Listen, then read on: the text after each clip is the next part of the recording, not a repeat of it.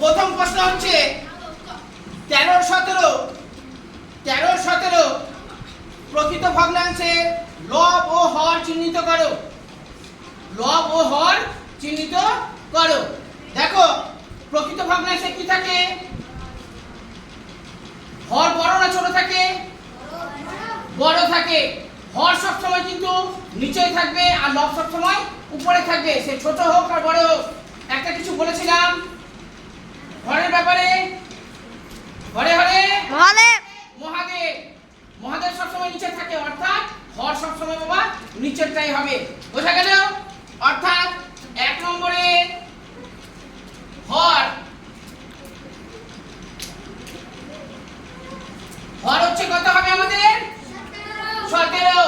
হর হচ্ছে 17 আর লব হচ্ছে 13। তাহলে বোঝা গেল 1 নম্বরের উত্তর এটা হচ্ছে। দেখো হর আমাদের বড় রয়েছে, লব ছোট রয়েছে, তাই না? হর বড় আছে বলে এটাকে আমরা প্রকৃত ভগ্নাংশই বলবো। আর হর সব সময় নিচে থাকে, লব সব সময় উপরে থাকে। সেই জন্য আমরা কি করলাম? হর হচ্ছে আমাদের 17, এই মেঘালয় থেকে, আর লব হচ্ছে আমাদের 13। এরপরে দ্বিতীয় নম্বর প্রশ্ন।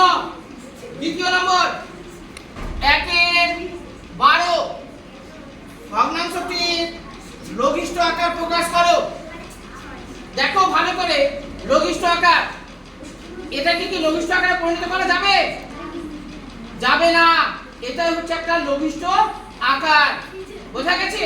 অর্থাৎ উত্তর হচ্ছে আমাদের 1/12 হবে। অর্থাৎ 2 নম্বরের উত্তর, কালার চেঞ্জ করে দিলাম। 2 নম্বর হচ্ছে 1/12 হবে। বোঝা গেল? এটাকে কাটাকুটি ভাগ কিছু যাবে? কিছু কিন্তু যাবে না, বলে 1/12 থেকে গেল। এটা হচ্ছে আমাদের লঘিষ্ঠ আকার। এবার 3 নম্বর প্রশ্ন বলছে আয়তক্ষেত্রের ক্ষেত্রফল। আয়তক্ষেত্রের ক্ষেত্রফল, কালারটা একটু চেঞ্জ করে দাও। দেখো আয়তক্ষেত্রের ক্ষেত্রফলের একটা নিয়ম বলেছিলাম না? কি বলেছিলাম? দৈর্ঘ্য গুণ প্রস্থ। দৈর্ঘ্য গুণ প্রস্থ। আয়তক্ষেত্রের ক্ষেত্রফল সমান সমান দৈর্ঘ্য গুণ প্রস্থ। এটাই লিখতে হতো। যারা লিখেছিলে আমি তাদের সঠিক নম্বর দিয়েছি। অর্থাৎ 3 নম্বরের উত্তর হবে দৈর্ঘ্য গুণ প্রস্থ।